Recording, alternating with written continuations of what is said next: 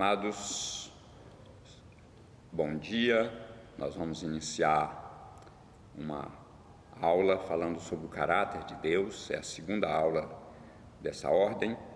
E nós vamos falar sobre o Deus que veio ao nosso nível. Mas eu quero iniciar contando a história de um amigo meu, conheci, e ele é adepto da nova era. E quando eu me identifiquei como um servo de Deus, ele começou a rir. Falou: é verdade, rapaz, você crê nessas coisas? Eu falei: creio, por que não? E ele ficou assustado, né? Porque ele achou que essas coisas é história da carochinha, né?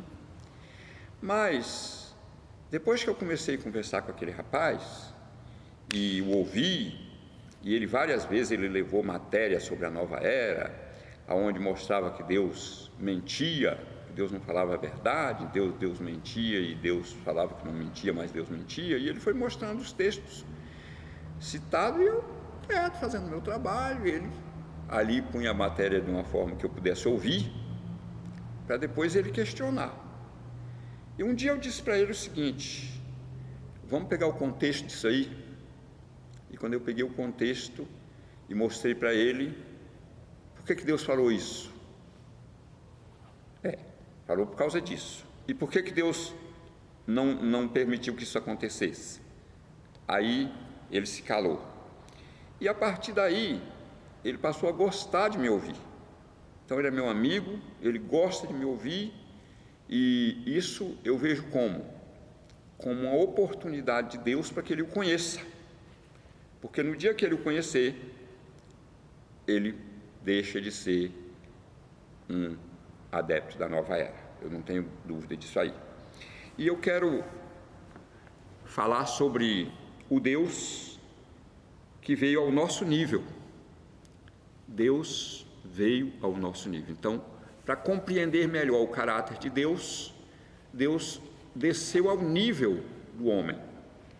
E Filipenses, no capítulo 2, ele nos diz que Jesus Cristo, sendo Deus, não teve por usurpação o ser igual a Deus, mas aniquilou-se a si mesmo, tomando a forma de homem e de homem servo.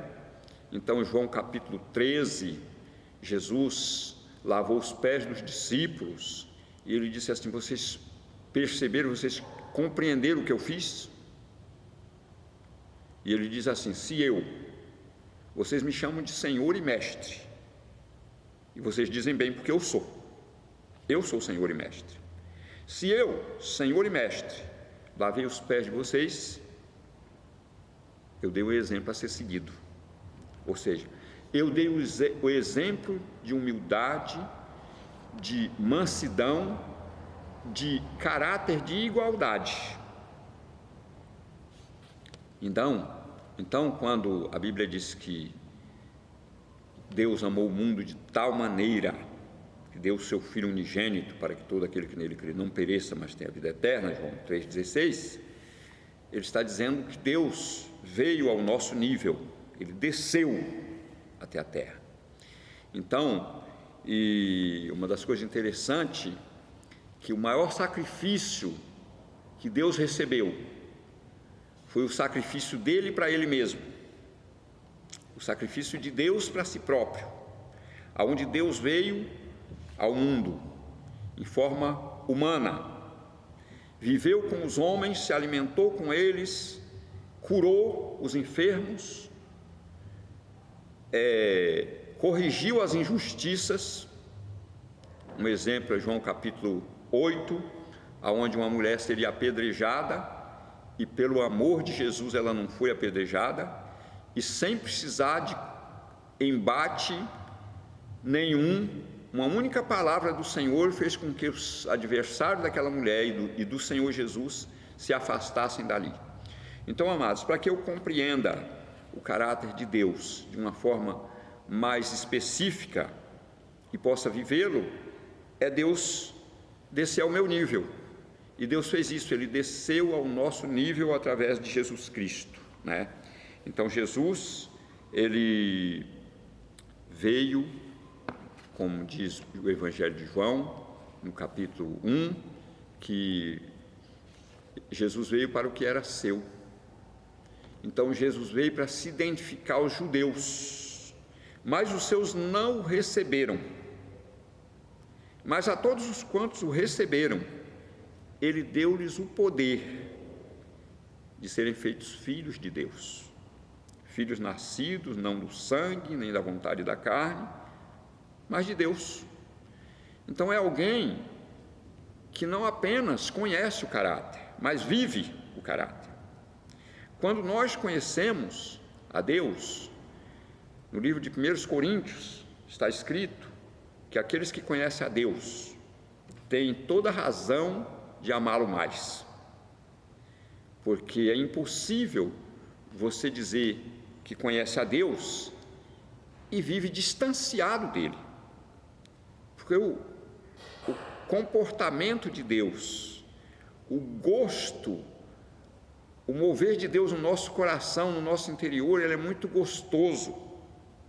É por isso que o salmista, no Salmo 119, diz assim que a tua palavra é doce.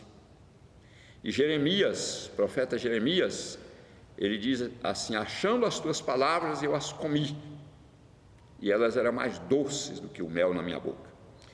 Então, ou seja, quando eu encontro Jesus, eu encontro o verdadeiro caráter de Deus, e a partir daí eu me alimento da palavra dele e eu gosto dela.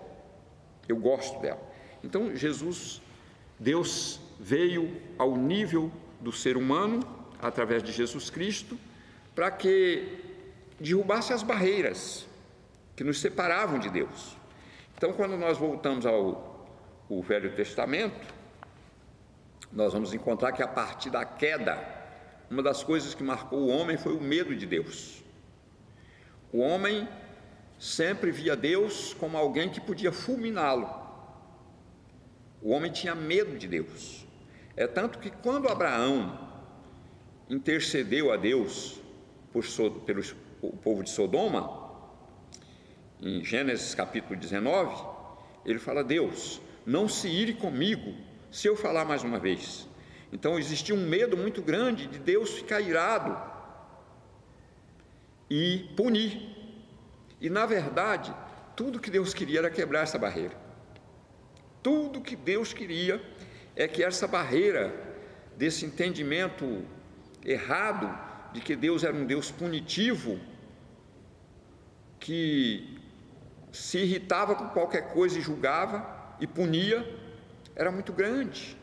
Então, na realidade, isso é um resultado do pecado, porque quando o homem caiu, ele foi afastado da presença de Deus. Não foi Deus quem o afastou, foi o próprio homem que criou essa situação.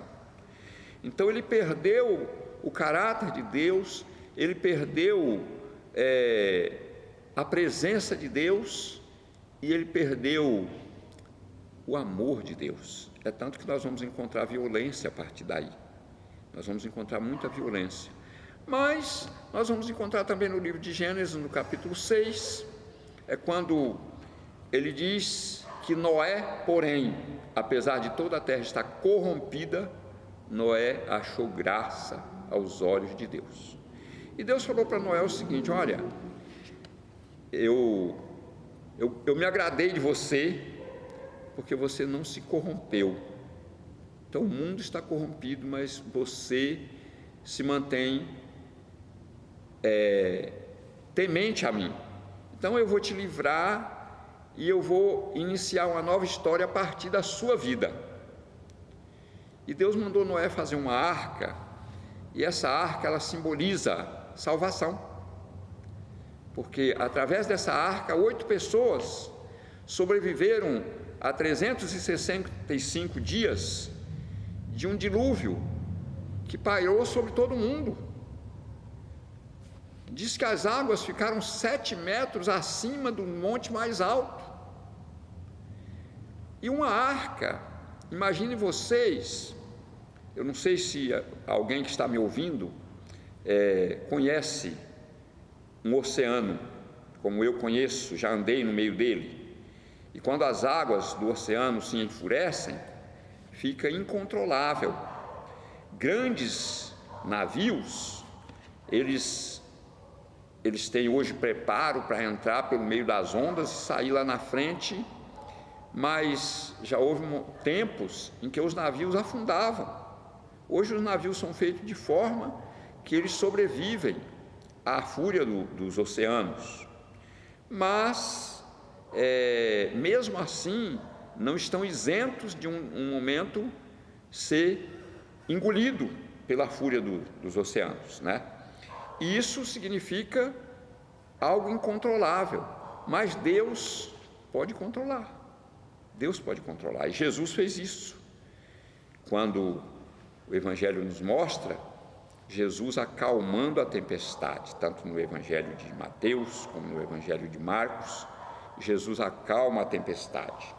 Então, o Deus que veio ao nosso nível, Ele veio para que nós o conhecêssemos pessoalmente, e a partir daí fosse estabelecida uma comunhão pessoal, Então, hoje, quem conhece Deus tem comunhão com Ele através do Espírito Santo, porque o Espírito Santo habita em nós. Então, é impossível eu dizer que conheço Deus e não sentir a presença dEle na minha vida. Então, a partir do momento que eu passo a conhecer Deus, eu passo a sentir a presença dEle na minha vida. Isso faz uma diferença enorme na minha vida. Eu conhecer e sentir. Então, a minha comunhão, ela não é apenas de ouvir falar, como era o caso de Jó. No capítulo 42, a partir do verso 1, Deus fala para Deus assim, até o verso 5: eu te conhecia só de ouvir falar, mas agora os meus olhos te veem. Então, o texto mostra que Deus se identificou para Jó. E quando Deus se identificou, Ele diz: por isso eu me abomino e me arrependo no pó e na cinza, porque se existe algo que a presença de Deus causa em nossa vida, irmãos, é um desejo profundo de abandonar o mal, de abandonar as coisas erradas. Então, eu me lembro do Fernando, aquele ateu que nós conhecemos no CETREM, e quem sabe o Fernando possa estar nos ouvindo. E o Fernando se identificou como ateu e ele falou: e agora? Eu sempre fui ateu, eu nunca acreditei em Deus, mas hoje Deus falou comigo. Então, isto é, Deus desceu ao meu nível, ao nível do homem, para que facilitasse essa comunhão, para que o homem o conhecesse de fato como ele é. Então, amados, como é gostoso conhecer o caráter de Deus, mas acima de tudo, viver o caráter de Deus. Então, e como nós somos seres humanos, esse caráter, ele precisa ser aperfeiçoado em nossa vida a cada dia. Então, tudo que acontece na nossa vida é para nos aproximar, e essa aproximação, ela, no livro de Efésios, ela aparece como Deus nos levando ao nível de varão perfeito, a estatura completa de Cristo. Ou seja, eu desenvolvo a minha salvação. Quando eu entreguei minha vida para Jesus, eu fui salvo. Eu passei a conhecer o caráter de Deus. Mas a partir dessa entrega e a partir desse conhecimento, acontece um desenvolvimento espiritual que vai avançando.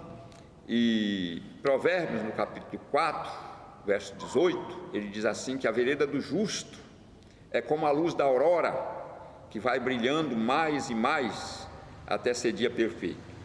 Então você sabe que quando nós falamos o dia está raiando, ainda está escuro, mas nós estamos começando a ver que as coisas estão acontecendo. E os pássaros, por exemplo, são especialistas em entender essa claridade do dia. Eles começam a trinar, começam a cantar, começam a se alegrar, porque eles estão, na verdade, prestando um culto a Deus. A Bíblia diz isso, que tudo que tem fôlego louve ao Senhor, e os pássaros fazem isso. Então, o canto dos pássaros é, na verdade, louvor, adoração ao Criador. Então, quando eu, ser humano, que tenho uma mente intelectual, que compreendo bem, não reconheço essa soberania de Deus, essa grandeza de Deus e esse amor de Deus, eu estou vivendo como Caim. Diz a Bíblia que Caim, lá no livro de Gênesis, no capítulo 4, quando Caim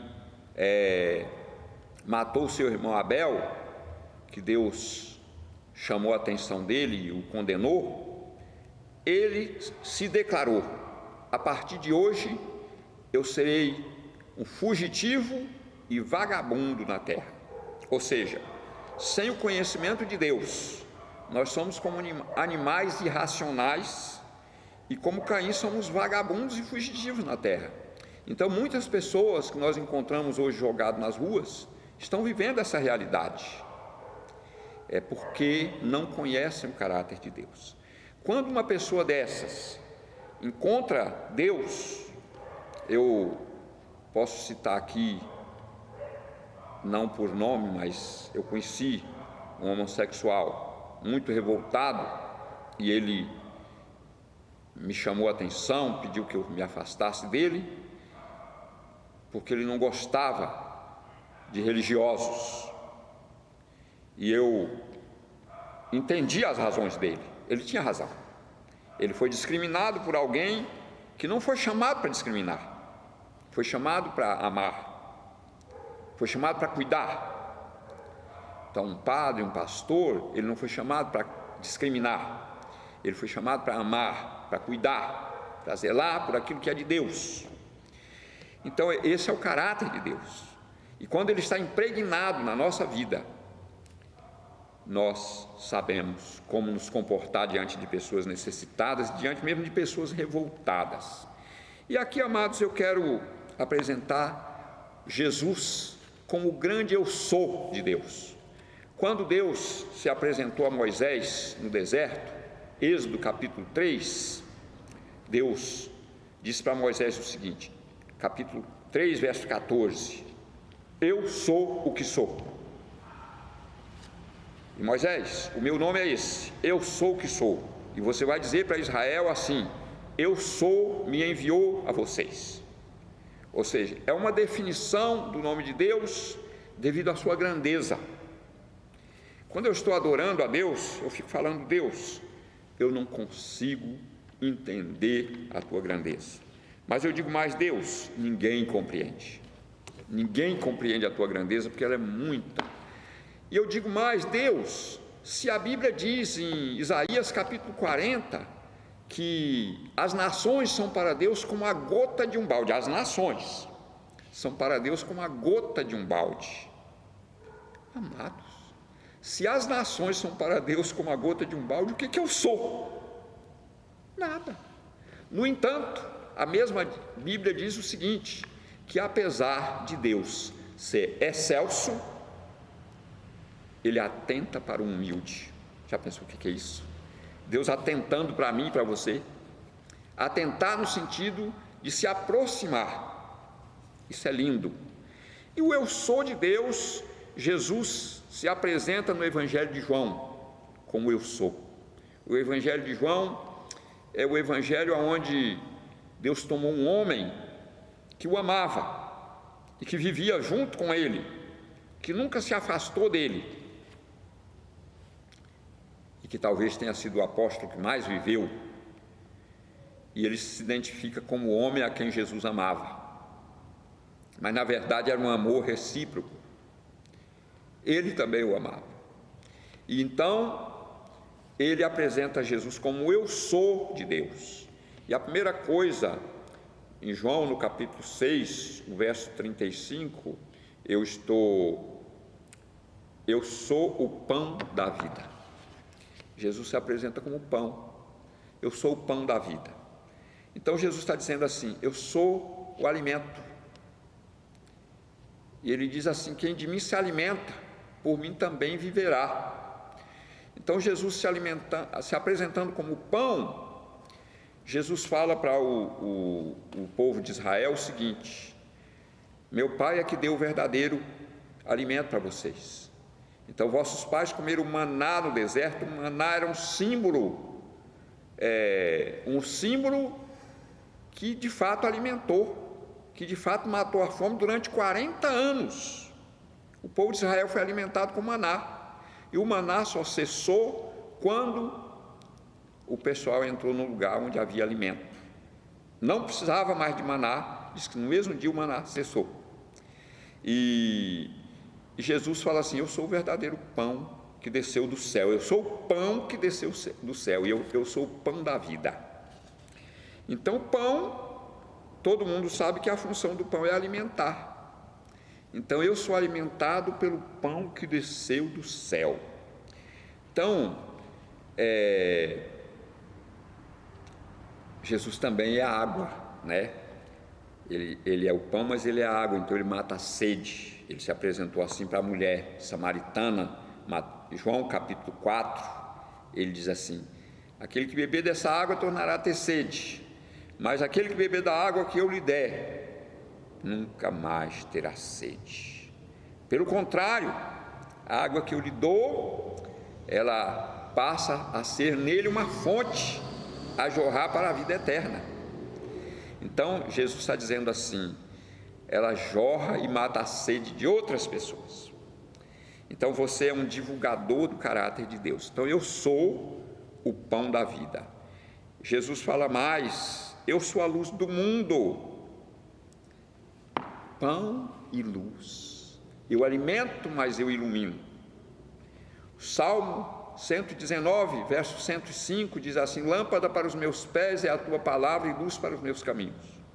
Eu quero dizer para você, meu irmão, você é bem-aventurado, porque tem a luz na qual você pode andar e não tropeçar.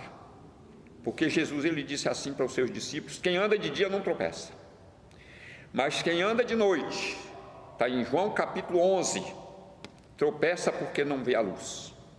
Quem anda no escuro tropeça. Quem anda de dia não tropeça porque vê todas as coisas.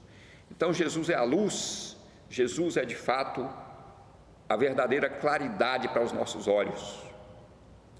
Então, e a Bíblia diz que nem o cego erra o caminho de Deus. Está lá no livro de Isaías. Nem o cego erra o caminho de Deus. Tamanha é essa luz que atrai o cego e que o direciona. Amados, isso é muito lindo. Então, quando eu tenho Jesus como a luz da minha vida, eu posso andar de cabeça erguida. Então nós temos essa luz nas nossas vidas, nós temos, e o nosso dever, amados, é divulgar essa luz. E aí Jesus continua dizendo: eu sou a porta, eu sou a porta, se alguém entrar por mim, entrará e sairá e achará pastagem. João 10, verso 9. Eu sou a porta. Amados, então o Senhor está colocando diante de você uma porta aberta.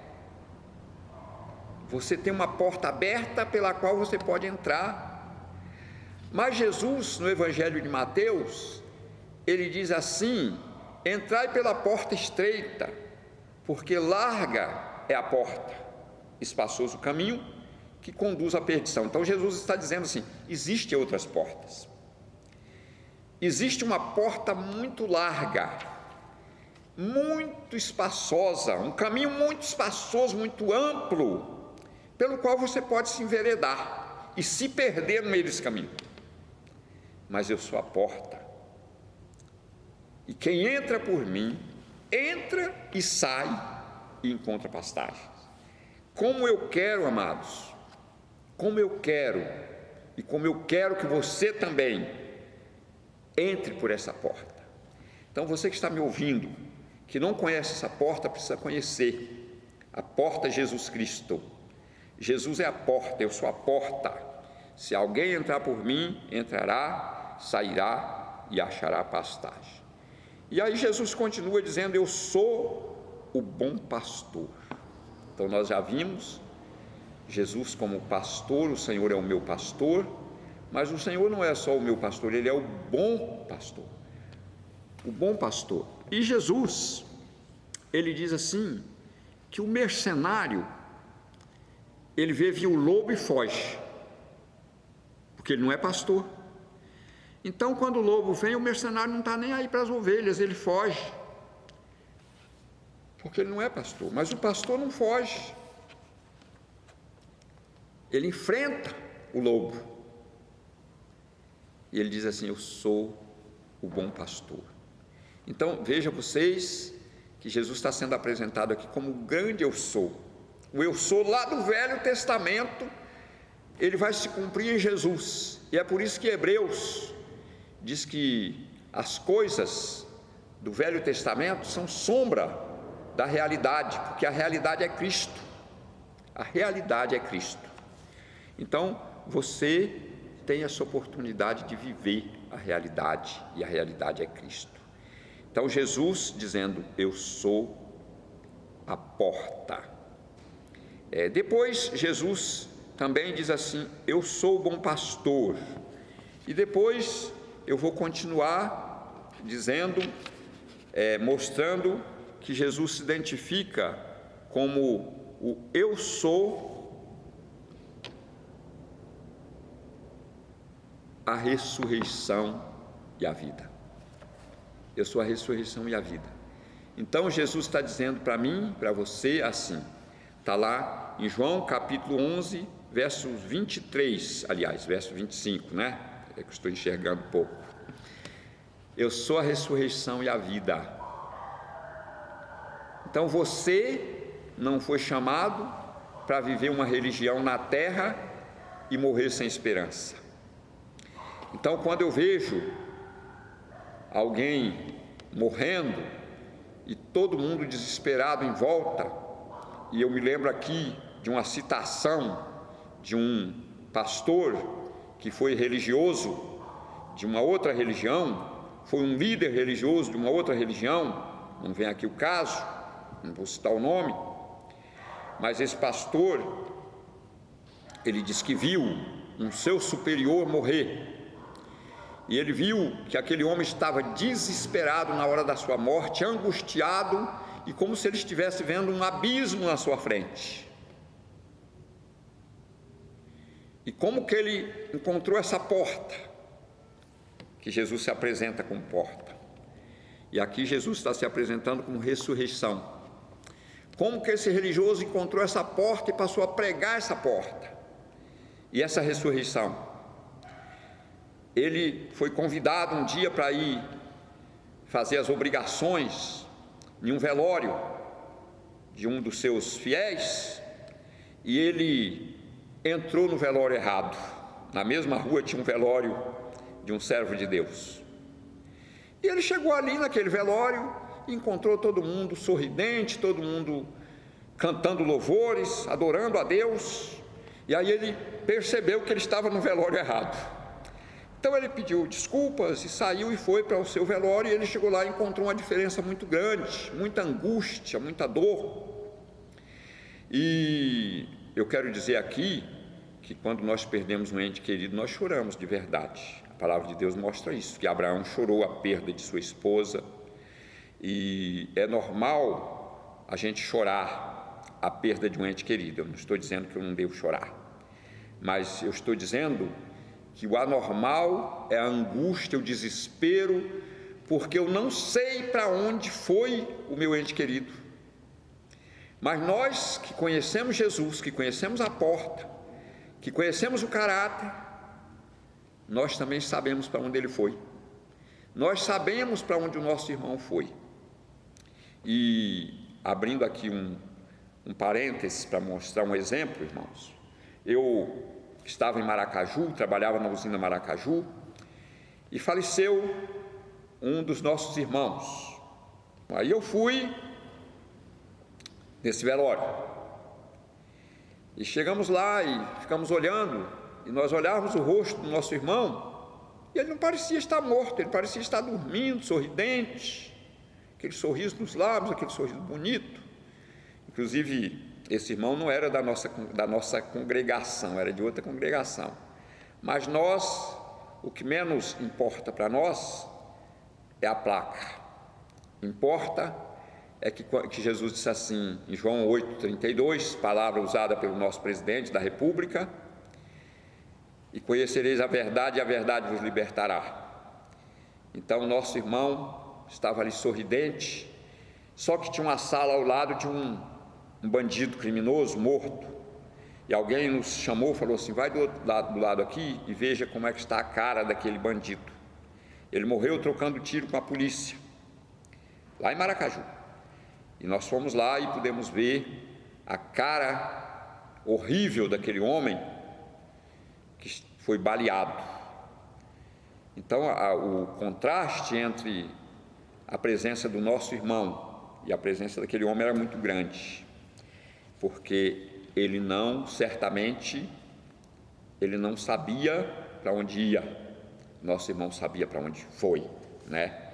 Então, Jesus, como eu sou a ressurreição e a vida, ele nos deu a esperança da ressurreição. Ele disse, é interessante que nesse eu sou a ressurreição, ele disse para aquela irmã do defunto assim: seu irmão vai ressuscitar.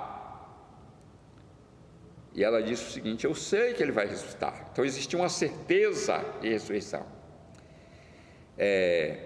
No último dia, Jesus falou: eu sou a ressurreição e a vida. Aquele que crê em mim, ainda que esteja morto, viverá. E ele foi lá, e apesar daquele defunto já estar com 4 dias sepultado, ele foi chamado para fora e saiu com todo vigor. Jesus falou assim: desatem-o e deixem-o ir. Significa, ele só precisa ser livre das amarras da morte.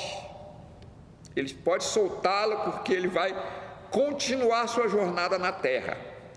E poucos dias depois ele estava dando um banquete para Jesus. Que coisa fantástica.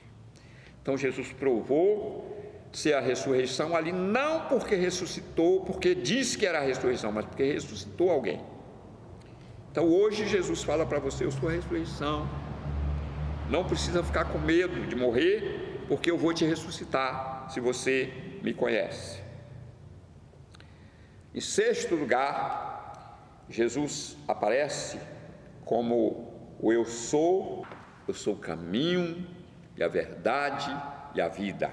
João capítulo 14, verso 6. Eu sou o caminho, eu sou a verdade e eu sou a vida. E Jesus, com isso aí, se mostrando como caminho, se identificando como caminho, ele está me dando uma certeza muito grande, de que eu tenho como andar sem temer. Então, meus amados, eu não vivo com medo nessa terra. Jesus, um dia ele falou assim: olha, não tenham medo daquele que mata o corpo e não pode matar a alma. Antes vocês precisam ter medo, ou seja, temer aquele que, além de matar, pode lançar a alma no inferno. Mas eu diria, ele pode também levá-la para o céu.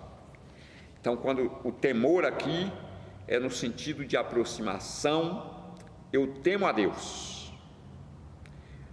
No livro de Jonas, quando Jonas estava no meio de uma tempestade, um navio no meio de uma tempestade, pela responsabilidade de Jonas, precisamos cuidar disso, porque às vezes eu posso me responsabilizar por uma tempestade na vida de outras pessoas. E Jonas estava fugindo da presença de Deus, e quando as pessoas o acordaram e perguntaram a ele o que ele fazia, ele falou: eu sou hebreu e eu temo a Deus. E eu tenho certeza que tudo isso que está acontecendo aqui, eu sou o responsável por isso. Então Jonas estava dizendo assim: infelizmente, eu sou o responsável por essa situação, por essa tempestade, e se vocês me jogarem no mar, eu garanto para vocês que essa tempestade vai acabar. E acabou. Mas Jonas teve que ser lançado ao mar. E é interessante que Jonas foi lançado ao mar, mas ele não morreu, porque esse temor que ele confessou ali, esse temor não apenas o livrou e o jogou de volta na terra, como também fez com que aqueles homens temessem a Deus, no sentido de se aproximar. Diz que eles fizeram sacrifícios a Deus ali, fizeram votos a Deus. Ou seja, Deus, como fez Naamã, lá no livro de 2 Reis, Naamã, quando foi curado, ele chegou para o profeta Eliseu e falou assim: a partir de hoje, jamais vou adorar outro Deus, e eu preciso apenas que Deus me perdoe quando eu for obrigado a me ajoelhar, porque a minha função é me ajoelhar ao lado do meu rei, meu superior, mas eu não vou me ajoelhar para adorar o Deus dele, não, nunca mais. A partir de hoje eu vou adorar o Deus do céu. Então isso é compreender o caráter de Deus, então, amados. Então, quando Deus se mostra para nós e traz a nós a identificação do seu caráter, me faz conhecê-lo, Ele quer que eu me aproxime dele, Ele quer que você se aproxime dele, e Ele quer que aquele que não o conhece, venha conhecê-lo e provar esse caráter. E o sétimo ponto, Jesus se apresenta como a videira verdadeira. Eu sou a videira verdadeira, João capítulo 15, verso 1. Eu sou a videira verdadeira e meu pai é o lavrador. E ele diz assim: todo ramo que estando em mim não produz fruto, é cortado e lançado fora. Mas todo ramo que produz fruto é limpo, é podado, é aparado as arestas, para que dê mais fruto. Então Deus espera que os conhecedores do seu caráter dê frutos. E João capítulo 15, verso 16, ele diz assim: eu vos chamei para que deis fruto e o vosso fruto permaneça. Então, amados, é lindo, eu acredito, para um pastor, fundador de igrejas, porque ele funda uma igreja, às vezes na casa dele, às vezes na casa de um irmão, e ele começa às vezes com a família, e vai convidando as famílias vizinhas, e essas pessoas se aproximam e começam ali a cultuar a Deus, começam a entregar as vidas para Jesus, e daqui a alguns anos acontece ali o fundamento de uma grande igreja, uma igreja conhecida na cidade, às vezes no estado. Temos o caso da primeira igreja batista aqui de Campo Grande, Assembleia de Deus, igrejas imensas, que foi fundada por alguém que deu fruto e o fruto permaneceu. Então o fruto cresceu, o fruto passou a dar mais fruto. E em Mateus, no capítulo 13, Jesus diz que o semeador, quando ele estava semeando, ele semeou em vários tipos de terreno. Ele semeou no meio do caminho, ele semeou entre as pedras, entre os espinhos e na terra fértil. Então o resultado foi o esperado. Na beira do caminho as aves comeram, nas pedras nasceu, mas não progrediu, no meio dos espinhos nasceram, mas foram sufocados pelos espinhos, mas a que nasceu em boa terra deu fruto, a 30, a 60 e a 100 por uma. Ou seja, esse pastor que fundou a igreja, ele viu as suas ovelhas que começaram com ele frutificando e trazendo outras e outras e outras, e hoje ele pode passar por ali e se alegrar em ver muitas outras ovelhas ali, ou seja, um trabalho que progrediu, fruto que vingou e gerou muitos frutos. Então, quando Jesus fala, eu sou a videira dá fruto, né? Eu sou a videira verdadeira. É interessante nós pensarmos que a videira, ela simboliza os privilégios espirituais do povo de Israel.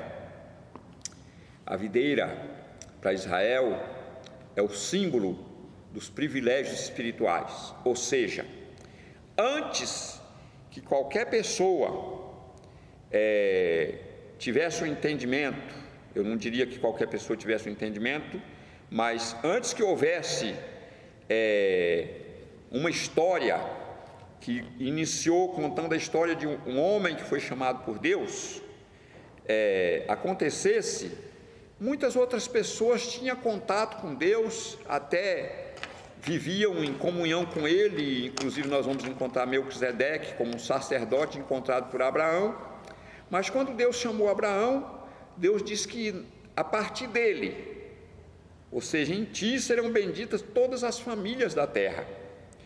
Você, Abraão, será o divulgador do meu caráter. Então, através de Abraão, veio a sua família, o seu filho Isaque, o seu neto Jacó, e a partir de Jacó os patriarcas, e esses patriarcas receberam um privilégio espiritual, e hoje a nação de Israel, ela desfruta desse privilégio espiritual, esse símbolo da videira que é Jesus, apesar de não haver reconhecimento de Jesus lá nesse país, mas nem por isso eles deixam de ser povo de Deus. Vai chegar o momento do reconhecimento, disse Jesus, que vocês não me verão mais até o dia em que vocês digam bendito aquele que vem em nome do Senhor. Então vai chegar esse momento, e nós oramos e esperamos por isso. São nossos irmãos, através de Jesus, né? Mas Jesus, como a videira, é um símbolo espiritual. Então, e aqui para concluir essa aula, irmãos, eu quero dizer que existe 3 árvores em Israel que são símbolos, e a videira simboliza os privilégios espirituais, a figueira simboliza os privilégios de Israel como nação, a figueira, né? E a oliveira, que simboliza os privilégios religiosos de Israel. Então, existem árvores simbólicas, né? Mas, meus irmãos, imaginem vocês, isso aqui é apenas um resumo, é claro, nós estamos ministrando uma aula em 30 minutos, e seria impossível, mas divulgar todo o caráter de Deus em 30 minutos. Mas eu espero ter, através dessa matéria, aguçado o desejo dos irmãos de conhecer mais e mais o caráter de Deus, e também aguçar o caráter daquele que está ouvindo essa matéria e não conhece Jesus, que ele se aproxime de Deus e que ele passe a conhecer, e não apenas conhecer, mas desfrutar, irmão, o caráter de Deus. Então, quando nós conhecemos esse caráter, a nossa história, ela muda completamente. E que Deus nos abençoe. Estamos aqui concluindo a nossa matéria.